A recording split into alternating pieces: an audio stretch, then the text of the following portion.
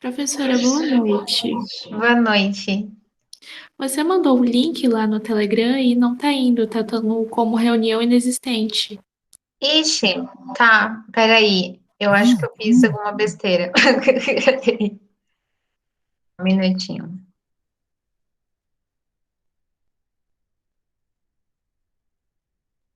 Agora vai, vamos ver. Obrigada por avisar. De nada, imagina. Bom, gente, boa noite. A gente vai começar um novo bloco, né, de conteúdo que é morfologia. Morfologia é uma palavra que pode parecer esquisita de ver na aula de gramática, porque também tem morfologia, por exemplo, em biologia, né? Que aí, no caso, tem a ver com o estudo das formas, animais, vegetais. Em morfologia gramatical, a gente pensa nas formas das palavras, né? Então, se a gente começou lá em fonética, vendo as unidades de som e vendo como eles se combinavam, vendo aquelas unidades mínimas, né? O fonema, a sílaba. Agora a gente vai começar a olhar para a palavra. E assim a gente vai caminhando progressivamente para depois pensar na análise da construção da frase como um todo, né? Que aí entra na sintaxe. Mas não vamos colocar o carro na frente dos bois e vamos começar por morfologia. Essa é uma aula que eu acho que ela é muito gostosinha. Eu espero que vocês também achem, também gostem. Deixa eu projetar aqui. Ah, bom, então a gente vai começar morfologia pensando em estrutura e formação de palavras. Eu até queria dar todo esse conteúdo inicial, né, de formação de palavras na aula de hoje, mas eu achei que ia ficar muito conteúdo e às vezes não compensa a gente espremer tudo numa aula, porque fica coisa demais na cabeça e não aproveita direito, né? Então vai ficar um pedacinho para a próxima, mas a gente já vai ver bastante coisa. Então vamos olhar primeiro para a questão da formação, né, das palavras. Quais são os processos que na língua portuguesa geram palavras novas? A gente vai começar, então, pelo neologismo. Aqui a gente vai até ver isso, esse é um dos conteúdos da aula de hoje, né? Esse pedacinho da palavra aqui, neo, tem a ver com novo, né? Então, é quando a gente está criando palavras. Perdão. E aí, esse processo de criação de palavras, ele pode acontecer de diferentes maneiras. De modo geral, é quando a gente combina recursos que já existem na própria língua. Então, quando a gente junta uma referência de uma palavra que é, por exemplo, um substantivo, com uma que é um verbo, com uma que é um adjetivo e coisas assim. E aí, assim, uma coisa muito importante que eu sempre bato nessa tecla, a gente nunca pode dissociar língua de uso social. Então, não é assim, inventei uma palavra, que ela passa a, de fato, existir no mundo. Como assim? Ela existe no mundo e não só, né? Na sua realidade, naquele contexto muito particular em que você criou, mas ela só existe no mundo se ela é usada com frequência por um grupo significativo de falantes, né? Um grupo significativo de usuários da língua.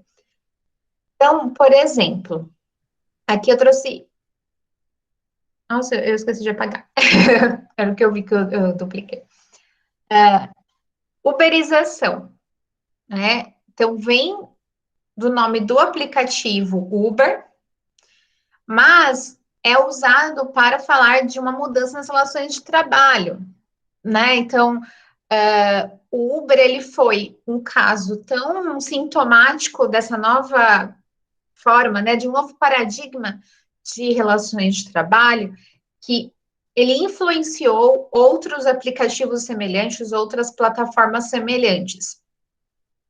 É, mas não é só uma palavra que a gente usa informalmente.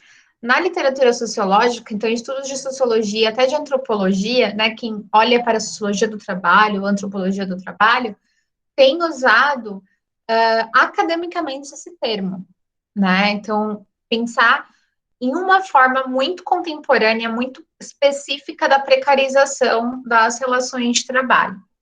Inclusive, é um assunto bem interessante que talvez a gente possa conversar lá no nosso grupo de debates. Mas aí percebam que a gente pega aqui a palavra Uber e a gente aplica uma estrutura própria da língua portuguesa, né? Esse zação, né?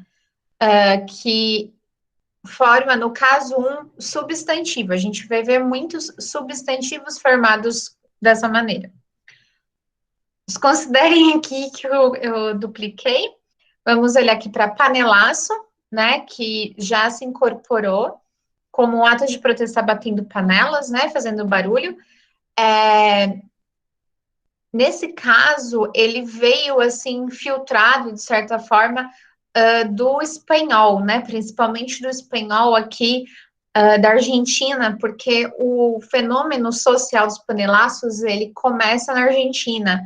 Isso umas 2, 3 décadas atrás.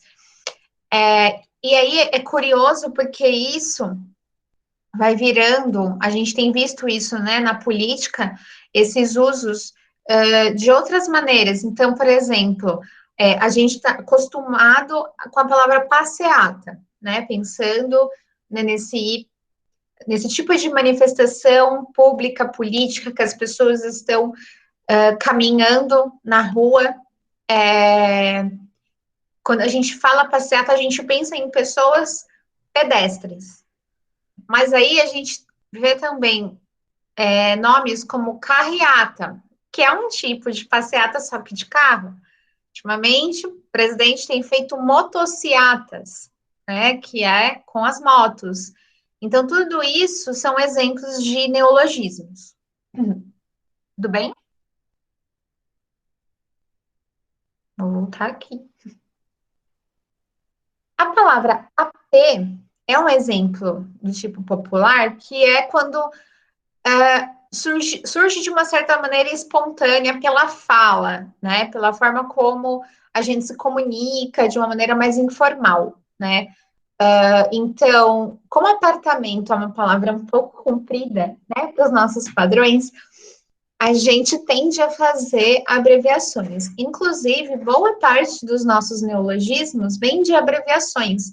Então, eu não sei como é exatamente em outros estados, mas aqui no, no estado de São Paulo é muito comum a gente ouvir coisas como churras para churrasco, breja para cerveja, né, coisas desse tipo. Assim, até onde eu estudei isso, né, quando eu estudei morfologia na faculdade, isso era um fenômeno muito, esse tipo de abreviação, né, um fenômeno muito próprio do Sudeste, mas eu não sei como que isso acontece em outros lugares do Brasil, né, até se alguém quiser dar um exemplo. Laranja, aqui é um exemplo bem interessante, que não é uma criação na forma, mas no significado, né, no sentido. E é daí que vem semântica, né? Semântica é um dos conteúdos que a gente vai estudar mais para frente. Então, laranja, que a princípio designa. Eu não vou saber dizer para você se designa primeiro a cor ou a fruta. Eu eu não sei, eu ia chutar que era cor, mas realmente não sei. Mas aqui, nesse caso, não tem a ver com nenhuma coisa nem outra, né? É uma expressão que já se popularizou para falar de um falso proprietário, tá? O laranja daquela empresa, né? Uma pessoa que é colocada ali numa determinada posição para algum tipo de esquema, né? Eu confesso que eu não saberia dizer por que se usa laranja para esse significado. Alguém sabe?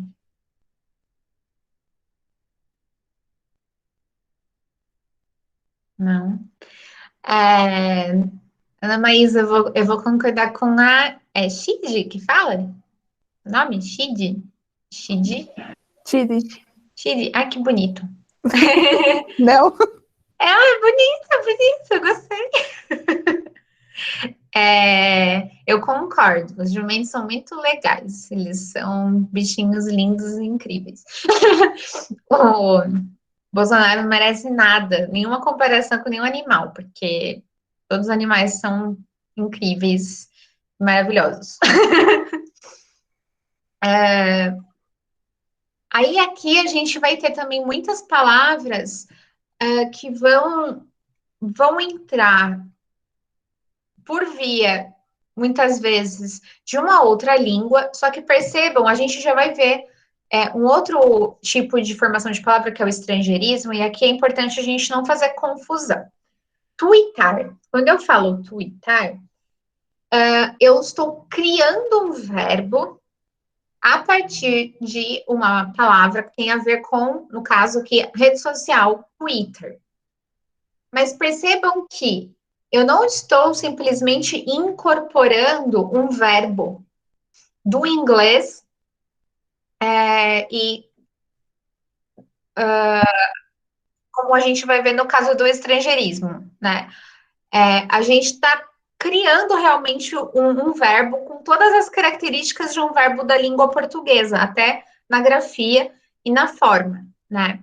A gente vai ver aqui, isso tem a ver com muitas coisas relacionadas à internet, computação. Então, todas essas palavras que já são muito corriqueiras para a gente, deletar, clicar, tudo isso vem do inglês, mas não é como se a gente simplesmente introduzisse a palavra original, mas a gente está criando a partir da palavra original. Percebam? Tem um processo de criação e não só de uma mera adaptação ou de uma mera incorporação à nossa língua. Então, vamos ver aqui o que é estrangeirismo ou empréstimo lexical. Lembrando que léxico é a mesma coisa que vocabulário, né? Então, costumem-se com essa palavra porque pode aparecer em enunciado de questão e tal. Aí, nesse caso, é quando a gente de fato incorpora palavras de outras línguas, e aí isso pode ser tanto mantendo a grafia original quanto adaptando. Então, aqui, tem essas duas colunas, se a gente olha para a grafia original, a gente tem. Esses são só pouquíssimos exemplos de palavras. Só um minutinho, a gente entrando. São só poucos exemplos de palavras que a gente não fez nenhum tipo de alteração na grafia, né? Vamos lembrar sempre disso, porque como a gente viu lá em fonética, a gente acaba adaptando palavras estrangeiras à forma como a gente está acostumado a processar os sons de uma língua, né? Os sons das palavras. Então, a gente não vai falar, por exemplo, fitness, né? Com esse T bem discretinho, vai falar fitness. Vai colocar ali a vogalzinha, mesmo que tímida, essa vogalzinha aparece. A gente vai falar smartphone, né? E correlatos, a gente não vai falar smartphone, como seria numa pronúncia de língua nativa, né? De falantes nativos. E aqui, mas o ponto é, como a gente não está olhando para o som, mas sim para a grafia, a gente não muda a grafia. Aqui a gente tem adaptações. Percebam que desses exemplos a gente tem aqui dois do francês. Isso é bem curioso, porque antes do inglês ser essa língua dominante né, que é uma língua muito associada ao imperialismo, principalmente dos Estados Unidos, no século XIX e até no comecinho do século XX, o francês era mais procurado, era mais prestigiado, era a língua que as nossas elites queriam estudar.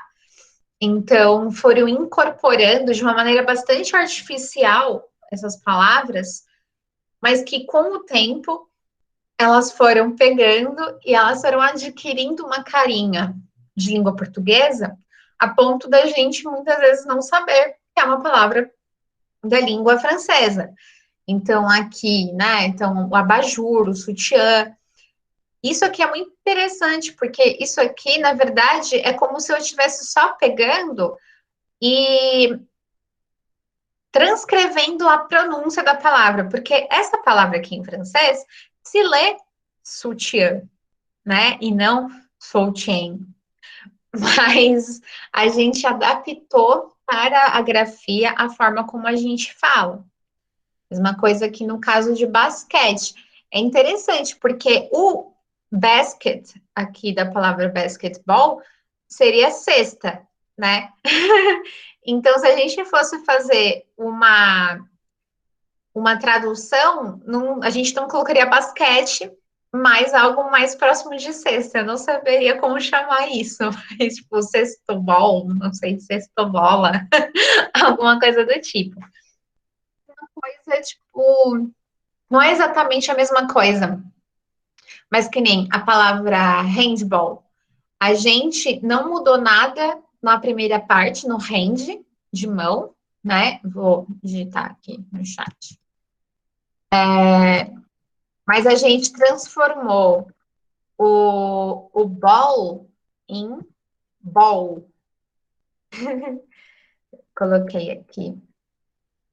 Ai, gente, eu não tinha visto que tinha um monte de comentário, desculpa.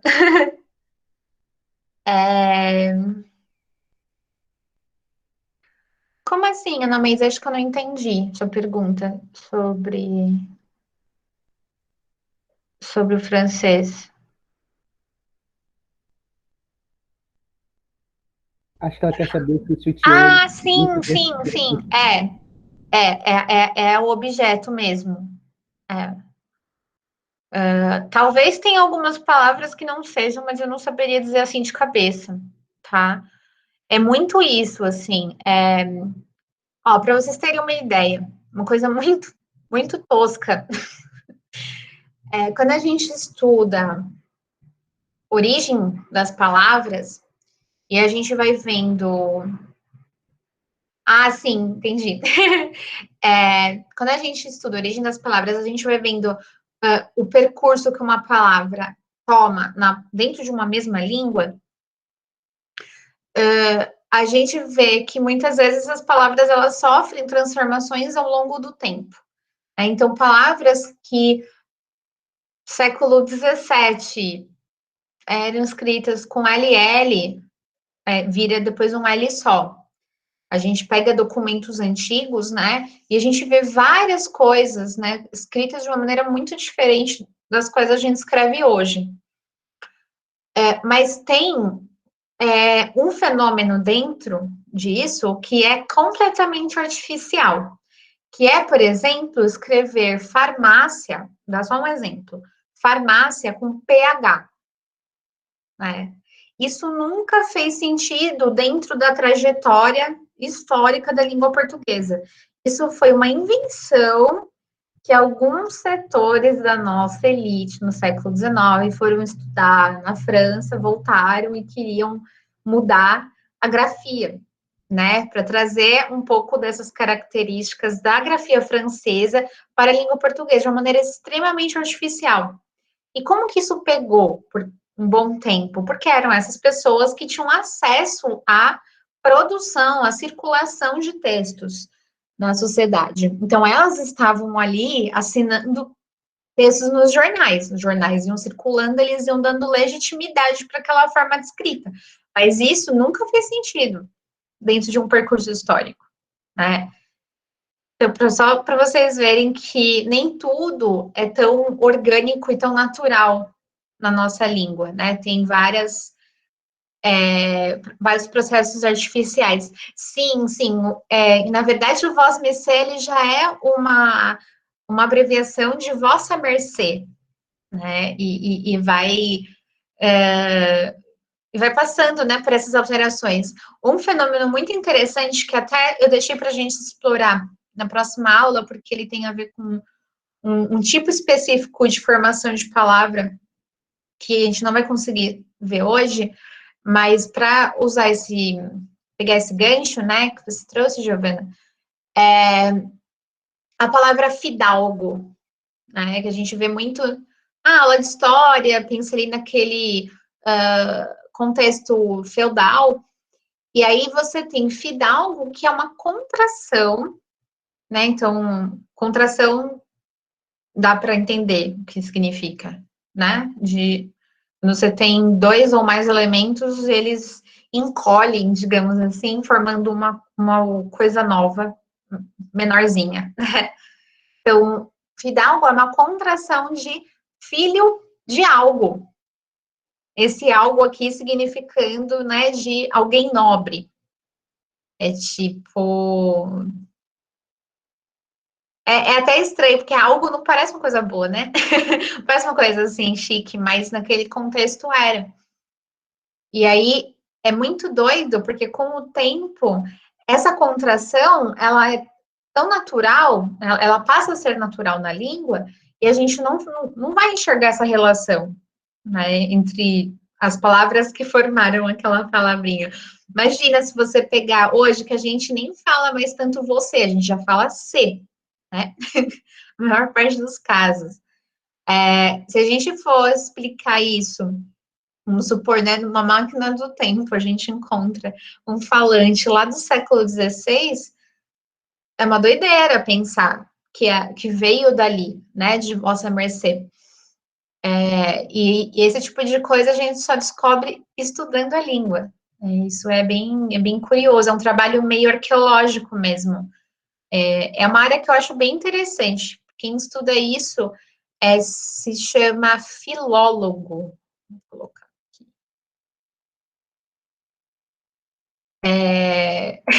Na faculdade tive um semestre, né, de filologia. A gente tinha que, trabalho final, a gente tinha que fazer uma transcrição das cartas eróticas do Dom Pedro I para a amante dele. Gente, assim, a baixaria, assim, vocês não têm ideia. Eu vi que até, nossa, as minhas mensagens, assim, para os contatinhos são tão santas, assim, perto do que eles escreviam. Doido. Ai, não sabia desse negócio. Eu sei que existe Olimpíada de Linguística, mas eu não sabia que esse tipo de coisa aparece lá. Bom saber, dá uma olhada. Bom, vamos continuar aqui. Aí, siglas. Assim, eu acho um tópico até meio bobinho, mas como de vez em quando cai no vestibular, achei bom trazer, né? Então, é basicamente um tipo de abreviatura, né, que a gente pensa ou em as iniciais, né, de um conjunto de palavras, ou em alguns tipos de contração também, né? Então, aqui, por exemplo, em ET, a gente não está exatamente, como é uma palavra única, o que a gente está fazendo? A gente está pegando a inicial dessa primeira parte da palavra, porque a gente compreende que isso é uma composição, né? Uma palavra formada a partir de duas, extra e terrestre. Então, a gente pega aqui inicial dessa e inicial dessa. Mesma coisa com televisão, né? Lembrando que essa palavrinha aqui, tele, ela tá tão associada a gente com televisão, que a gente muitas vezes não se dá conta que ela não é necessariamente associada a isso. É porque a gente tem a palavra telefone. Então, sempre que a gente tem essa partícula tele, significa algo que é feito à distância. Então, hoje a gente já está vendo fenômenos como teleconsulta. Né? Então, em vez de falar consulta online, você fala teleconsulta. Algumas pessoas, teletrabalho, exatamente isso que eu ia falar, teletrabalho, em vez de falar home office, né, que é um termo que acabou entrando muito no nosso vocabulário, principalmente depois da pandemia, mas muitos lugares preferem teletrabalho. Eu também trabalho à distância e assim por diante. Opa! E no caso, a gente tem realmente... Oi? Você pode repetir a parte que falou sobre o teler? O tele? É o conceito que ele é mais utilizado, tipo, não está associado só à televisão. Ah, sim, é porque tele é um... A gente vai ver, é um dos conteúdos dessa aula, mas é um prefixo, então é uma partícula que a gente adiciona para formar uma nova palavra. Só que esse prefixo, essa partículazinha, ela sempre vai ter o mesmo significado. O que muda o significado da palavra é o que vem depois. Então, aqui, o prefixo tele, ele pode formar televisão, telefone, teletrabalho, telemedicina, telepatia, teletransporte e coisas assim. Tudo bem? Sim. Aí, no caso, esse prefixo tele, ele só muda o significado de acordo com o que vem depois, ou ele tem um prefixo, um conceito só?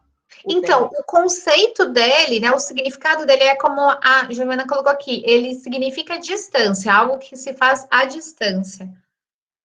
A gente dificilmente vai usar a palavra tele sozinha, por quê? Porque não é uma palavra que a gente usa dessa forma autônoma. Por quê? Porque é uma palavra do grego. Isso vocês vão entender melhor ainda nessa aula, quando a gente falar de prefixo mesmo.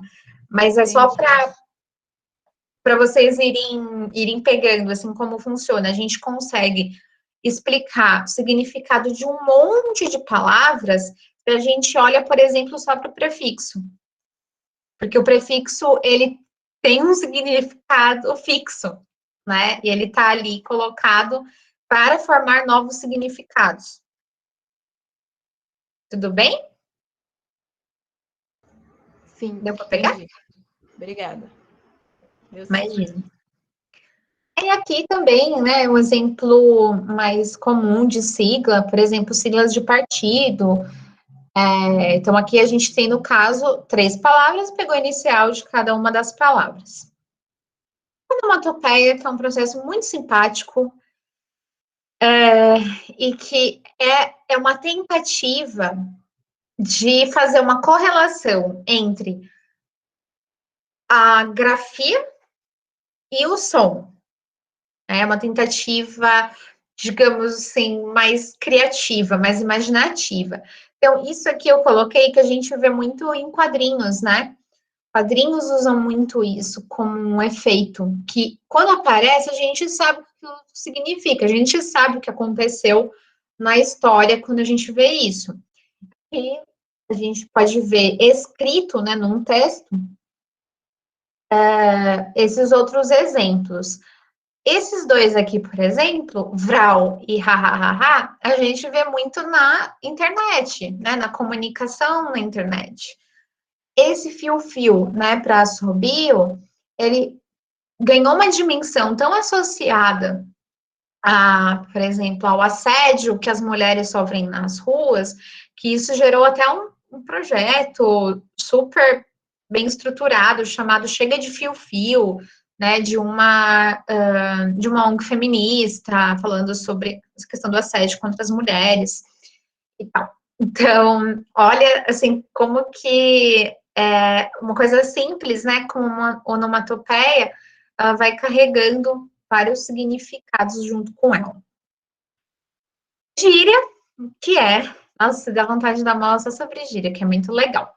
Gíria, gente, eu não preciso explicar para vocês o que é gíria, obviamente, mas só pensando do ponto de vista do estudo da língua portuguesa, a gíria tem a ver com grupo, com pertencimento.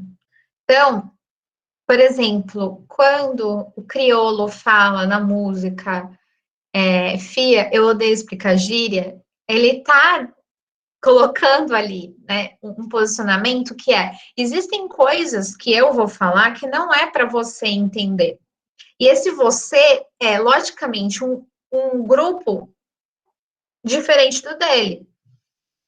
Então, por exemplo, sei lá, acadêmicos, jornalistas da grande mídia, ou simplesmente playboys e coisas desse tipo. Então, a gíria, ela dá muito esse significado, assim, de comunidade, uma comunidade. Em alguns contextos, eu gosto de pensar na gíria também como algo chamado linguagem secreta, que é como se fosse, pensando em algumas experiências religiosas, como se fosse uma língua para iniciados.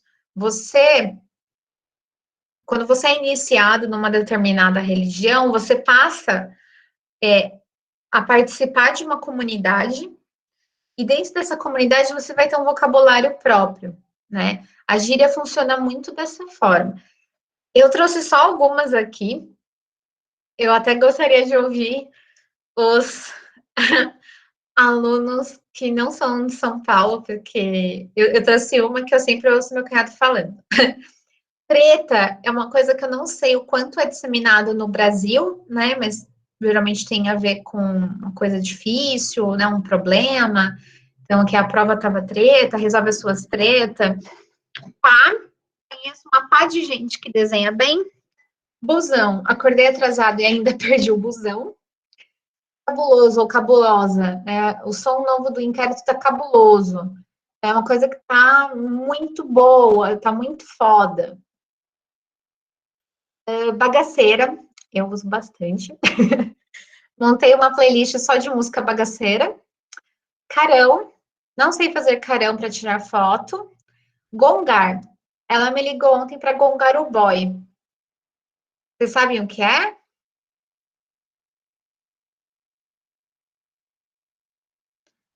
Gongar é falar mal. É muito próprio de alguns grupos LGBTs. Eu aprendi com amigos meus LGBTs. Inclusive, uma dica assim, para vocês pesquisarem, que é bem interessante, tem até saído bastante estudo sobre isso. Tem uma. É chamado muitas vezes de dialeto, mas eu não vou entrar no mérito conceitual disso, mas tem um repertório linguístico muito disseminado entre grupos LGBTs que se chama Pajubá. E vocês podem até pesquisar dicionário Pajubá na internet, que vocês vão achar bastante coisa legal. Esse gongar, assim, eu tenho um amigo que usa sempre. Ele posta, às vezes, uma selfie meio tosca, aí eu vou lá, faço um comentário zoando, aí ele, para de me gongar. Então, mano é muito próprio aqui de São Paulo, eu não sei como é em outros lugares. Se alguém... Acho que aqui a gente usa mais véi. Véi, né? Uhum. Adoro. E eu trouxe uma aqui que meu cunhado fala muito, né? Meu cunhado que é de Salvador, que é barril. Eu uso muito. Você usa? Uso. Gente, eu adoro, eu acho maravilhosa. Maravilhosa essa gíria. Então, passar naquela rua de madrugada é barril, né? Então, uma coisa assim, tensa, complexa, complicada. Você explicaria de outro jeito, Vanessa?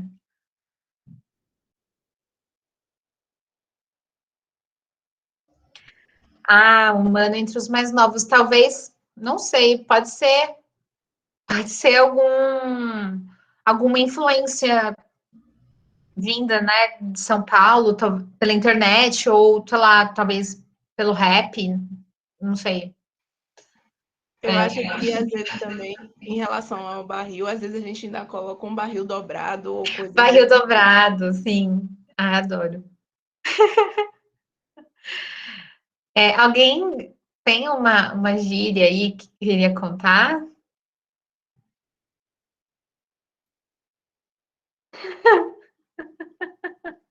Mó. Então, mó, olha só que curioso, porque o mó, ele é só, na verdade, uma forma um pouquinho menor de mor, que é também uma contração de maior, né? 2P, nossa, faz tempo que eu não falo 2P. Caô, eu nunca falei. Miguel, falo. Revoada, o que é revoada? BO também a gente fala bastante em São Paulo.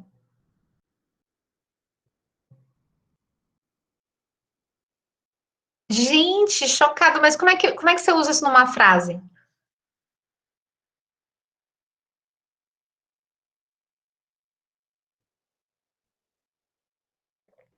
Vamos na revoada, chocado. Gente, olha só. Chaleirar, o que é chaleirar? Ah, adorei, adorei. Nossa, eu vou usar chaleirar. Oh, que maravilhoso. O que mais aqui? Vocês falaram. Dar um peão é o quê? Rolê também? Bater perna? Bater perna. Minha mãe fala muito da bater perna. Aí eu vou mostrar para vocês, eu não consigo mostrar hoje, óbvio, mas a minha mãe nasceu em 57. Ela tem um caderno que ela fez na oitava série, né? Ela tem até hoje esse caderno, que ela fez as famigeradas enquetes com a turma na escola. Eu nem sei, acho que nem fazem mais isso hoje em dia. Eu ainda fiz quando eu estudava, né? Quando eu estava na escola. Então você fazia, né? Pegava um caderno, fazia uma pergunta por página, perguntas assim mais pessoais e tal. E aí, gente, é sério, eu adoro conhecer gíria, conhecer palavra nova, acho maravilhoso. E aí você, por exemplo, eu tô fazendo o meu caderno, a minha enquete, né? Aí, vamos supor, a primeira pessoa que vai responder é a Vanessa. A Vanessa vai colocar lá na primeira página, número 1, o nome dela. E aí ela sempre vai ser o número 1. Então eu vou saber que sempre que tiver um número 1 nas respostas é a Vanessa e assim por diante. E aí minha mãe fez, né?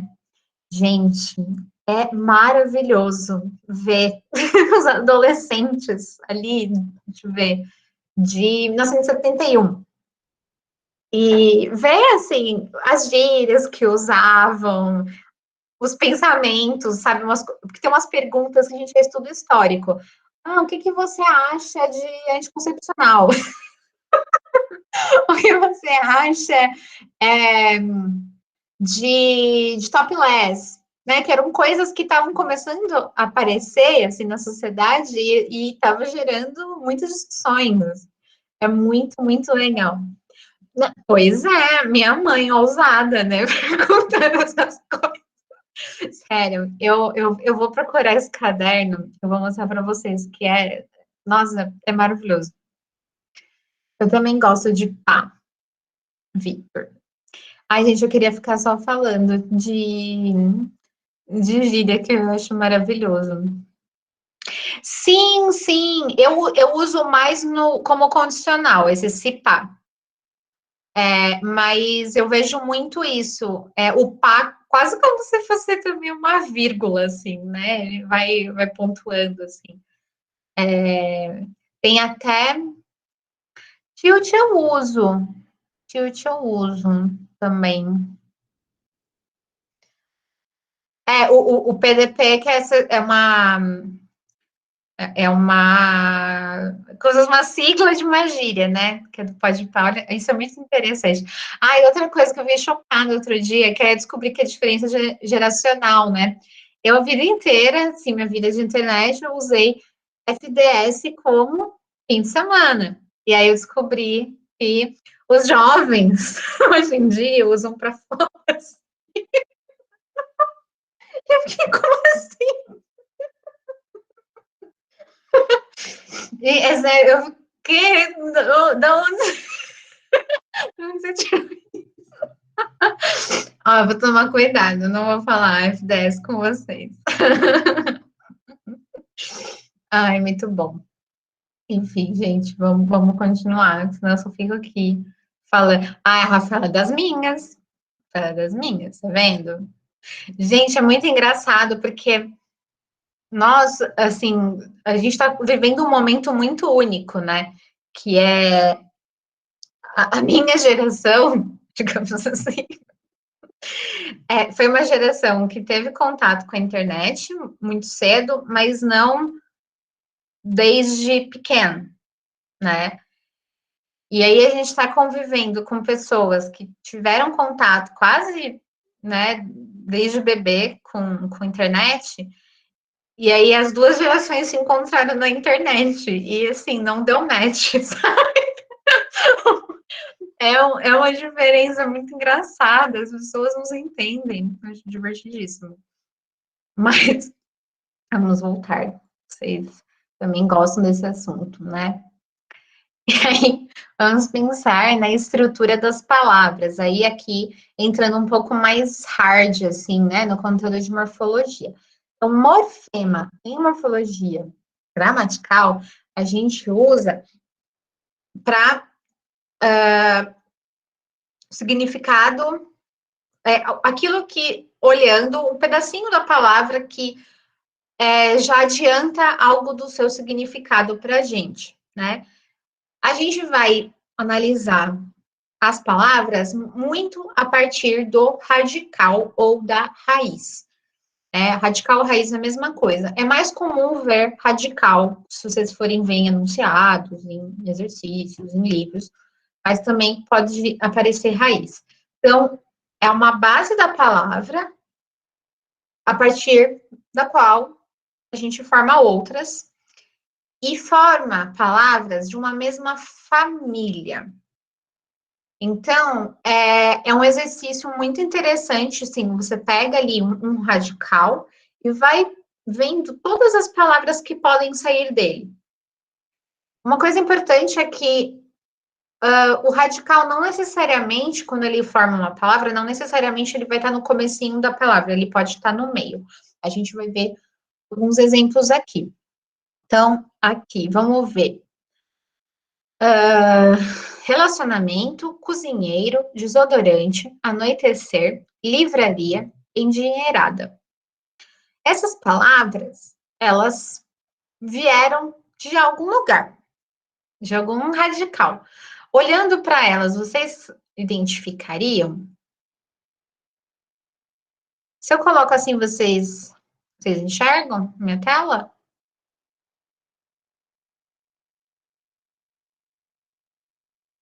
Que assim eu consigo ver o chat também. Tá. Então, no caso aqui, anoitecer vem de noite. Deixa eu só ver se tem alguma palavra que não teria o E, porque às vezes a gente não tem necessariamente a vogalzinha, que a gente pode formar de formas diferentes. Então, aqui, livraria, percebe que eu não escrevo livroaria? Então, o radical, se a gente fosse bem preciso, ele termina no R. Então, seria isso aqui. Livro. Porque aí eu tenho livraria, eu tenho livreiro, percebe? A vogal pode mudar. A vogal que vem, né, depois do radical, ela pode mudar. Mesma coisa aqui com o cozinha, né? Ele termina ali no H, no NH. Odor, acho que é isso mesmo. Deixa eu ver se é algum caso. Não, ele é esse pedacinho mesmo. Dinheiro também. Dinheiro. No caso seria até o R, né? Porque aqui a gente também tem dinheirada. Boa, boa. Então seria até o T. Perfeito, Ana Maísa, é isso. Eu não estava pensando Eu não sei o que é uma noitada, sabe? Então eu não pensei essa palavra. Mas é isso, assim, geralmente a vogal, não, o povo do Instagram, né? Geralmente a vogal não entra no radical, tá?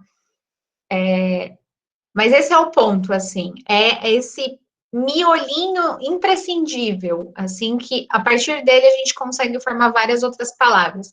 Então, aqui só para a gente ver que o radical não necessariamente está no começo da palavra, a gente vê aqui em desodorante, né?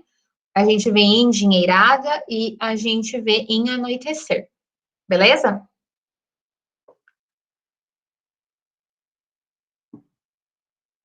Ok.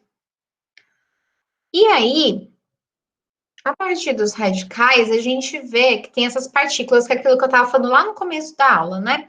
Partículas que a gente chama de afixos, que elas podem vir antes ou depois da raiz, né? Do radical. A gente então tem, quando é antes, é um prefixo, quando é depois, é um sufixo. No caso do sufixo, muitas vezes eu vou ter também não só uma mudança de sentido, mas também uma mudança de classe gramatical. Então, por exemplo, aqui, vamos começar pelo cafezinho. Cafezinho, eu tenho esse sufixo aqui, o zinho, e aqui o radical café, né? Mas tanto café como cafezinho são substantivos.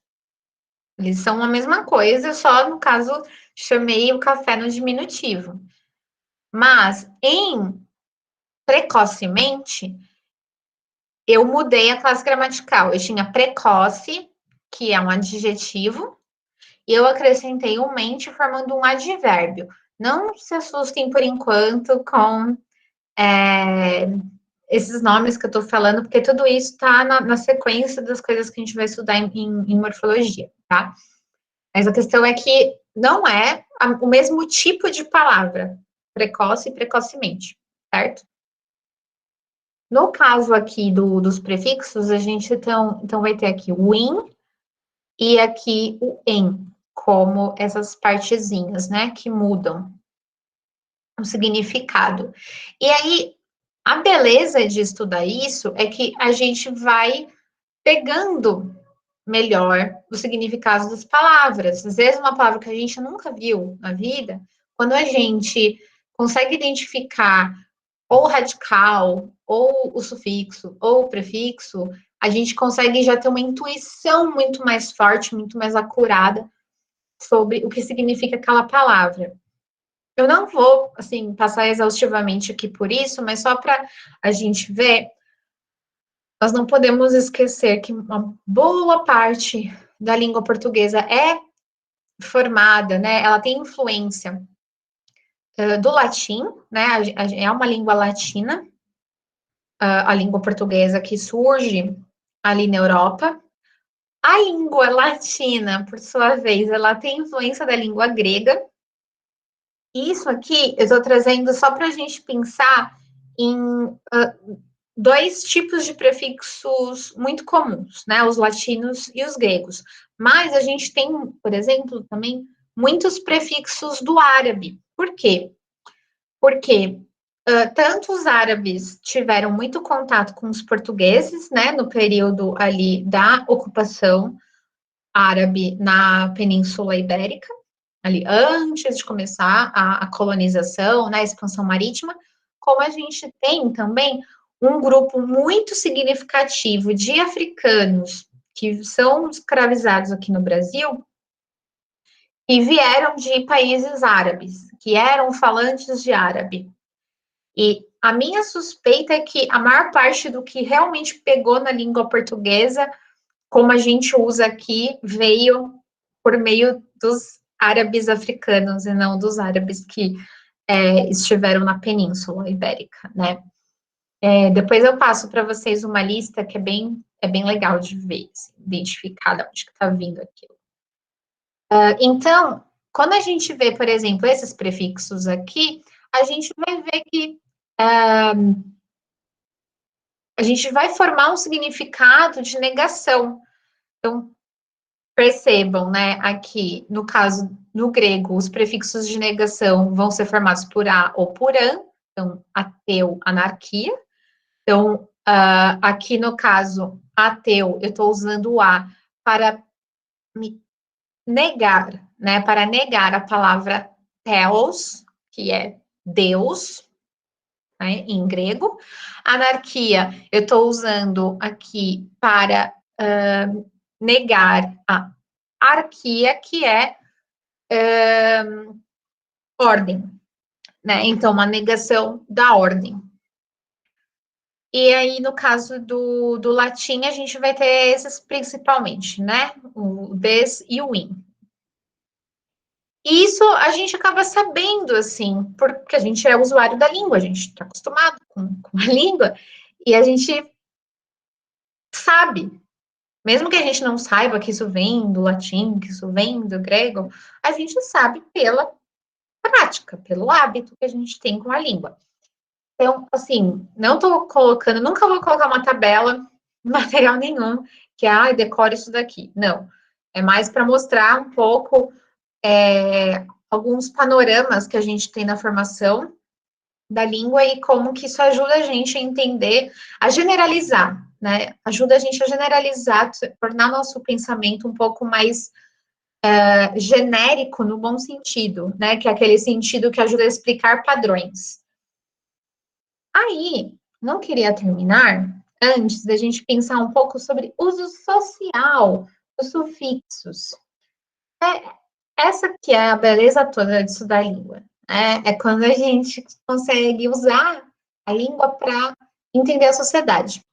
Então, vamos olhar, por exemplo, para um tipo de sufixo muito comum na língua portuguesa, isso, inclusive é uma marca cultural nossa, que é os sufixos de diminutivo. E aí tem essa pergunta aqui, né, que eu coloco: todo diminutivo tem o mesmo efeito e ou intenção? Então, olha para esses dois exemplos aqui. Vou passar um cafezinho, você quer? Seu filho se comporta igual mulherzinha. Exato, Vitor. Tem tanto o lado afetuoso, né, do carinho, quanto tem uma carga pejorativa, em contextos diferentes, né? Então, muitas vezes, esse diminutivo, ele está sendo usado para desqualificar o interlocutor. Ele está sendo usado, muitas vezes, de maneira... Aí, a gente pensa nas estruturas da nossa sociedade. De maneira misógina, de maneira LGBTfóbica e assim por diante, né? Então, a língua, ela reflete a sociedade. É por isso que a gente insiste tanto no poder da linguagem quando a gente olha para a política, quando a gente olha para as relações sociais, porque uma coisa tão é um detalhezinho tão mínimo, né? Que a gente às vezes não se dá conta, mas isso tem uma carga, né? Ou sei lá, sabe, quando alguém usa um diminutivo para falar de algo que a gente fez, né? E a gente se sente diminuído, né? A gente sente que a pessoa não está valorizando aquilo que a gente fez. Aí, eu quis trazer esse exemplo, que eu acho bem importante, porque é um assunto que volta e meia aparece nas redes sociais e tal, né, que é a questão do sufixo ismo em homossexualismo e transexualismo, né? E já é uma questão de luta, né, do movimento LGBT para trocar por homossexualidade e transexualidade. E por que isso? Porque, no caso de homossexualismo, até 1990, se não me engano, estava dentro da lista de doenças da OMS, né? Até 1990. E uma coisa que foi muito impulsionada também, lógico, vem de uma repressão histórica, principalmente a partir do século XVIII, mas ali nos anos 80 você tem aquela epidemia de AIDS que aumentou demais a perseguição aos homossexuais, né? Era falado, né? A AIDS era falada como câncer gay e coisas desse tipo. Então, associando muito uma coisa com a outra, sendo que a gente sabe até estatisticamente que a maior parte das pessoas que vivem com HIV são mulheres hétero, né? Ah, tá. Eu já abordo isso, Vitor. É uma excelente pergunta. Então, é importante a gente olhar para como esse sufixo, que parece ali uma coisa extremamente neutra na língua, está lá só cumprindo um determinado papel, né, de formação de palavra, mas a gente tem que olhar para a história da palavra. E aí, no caso, o ismo nessas palavras, ele foi historicamente vinculado à patologização, ou seja, a tratar essas sexualidades como doenças. Eu falei do homossexualismo, né, até 1990, na OMS, né, no Organismo Mundial da Saúde, mas, se não me engano, o transexualismo figurou nessa lista até 2017. Então, isso mostra muito essa história de lutas. E aí, eu coloquei uma pergunta que muitas pessoas fazem, eu mesma já me fiz uns anos atrás, né? Então, mas então por que não aplicamos a mesma regra em realismo, feminismo e outras? E aqui é importante a gente entender que a gente não está falando que ismo é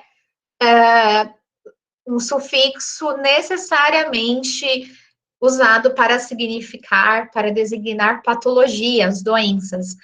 Mas no caso, nesses casos que a gente viu de homossexualismo e transexualismo, o contexto histórico deu esse sentido, né? A gente pensa em outras, em doenças que têm esse sufixo, a gente pensa, sei lá, em bruxismo, vaginismo, não tô lembrada, mas tem um monte, né? Que não falta nome de doença. Mas, assim, deu para entender, gente, essa questão? Eu acho isso bem importante. Não só politicamente, mas para a gente pensar na língua, né? Como uma parte fundamental da sociedade. Tranquilo? Eu já vou responder sua pergunta, que para variar, estou ultrapassando o tempo. Mas é só, eu vou passar uma lista de exercícios para vocês amanhã. E eu deixei aqui uma reportagem muito divertida. Eu acho que eu cheguei a comentar em algum momento com vocês, que é de um repórter alemão que mora no Brasil há muitos anos e ele tem muita dificuldade de entender como a gente usa diminutivo, né? Porque para ele não tem uma regra assim muito clara. Sobre o que você perguntou, Vitor, e até eu vou ler a pergunta, né, que eu acho que vale a pena, em que parte da língua se encaixa o fato de que alguns vocábulos serem feitos para excluir, tipo as palavras difíceis na advocacia. Tem até, eu vou procurar esse artigo para mandar para vocês, tem um estudo que fala sobre o juridiquês. Então, que é justamente esses termos que eles têm um sentido muito específico de excluir mesmo, assim, eles são feitos para isso. Está corretíssimo nessa concepção. Nesse caso, a gente olharia para isso dentro da morfologia mesmo, né, desse processo de estruturação das palavras. A gente vai ver que está influenciado muito pelo direito romano, né? O direito no Brasil, ele é muito influenciado pelo direito romano. E aí, você tem uma presença muito forte de palavras do latim, muitas vezes são usadas de forma errada, mas a questão não é se está errado ou não, é que para a maior parte da população parece correto e parece algo muito chique, assim, algo muito complexo e sofisticado. E isso cria um abismo social entre a população e, né, os iluminados do direito que usam essas expressões. Mas até onde eu sei, quem estuda isso mesmo é a galera da sociolinguística, que é justamente quem se debruça especificamente sobre os usos sociais da língua. Então, não está olhando tanto para essa gramática, assim, meio anatômica, né, que a gente vê em morfologia, e está pensando mais em como que a língua é usada de fato. Mas, assim, por enquanto é isso que eu consigo te responder, mas eu vou mostrar depois alguns exemplos de análise, né, desse juridiquês. Beleza, gente? Falei muito. Desculpem. Lembrando que a gente tem aula essa semana normal, a gente vai ter uma pausinha aqui, né, como a gente avisou lá no canal de informes, mas a gente vai deixar material para vocês estudarem, quem não quiser parar, né, e assim, eu, por exemplo, me mantenho à disposição para o que vocês precisarem, porque eu não vou estar efetivamente de férias, né? Como eu tô trabalhando, normal, então, precisando só chamar. E é isso, e façam exercícios de gramática, que eu preciso saber como vocês estão indo. Um beijo, gente, eu vou interromper aqui a gravação.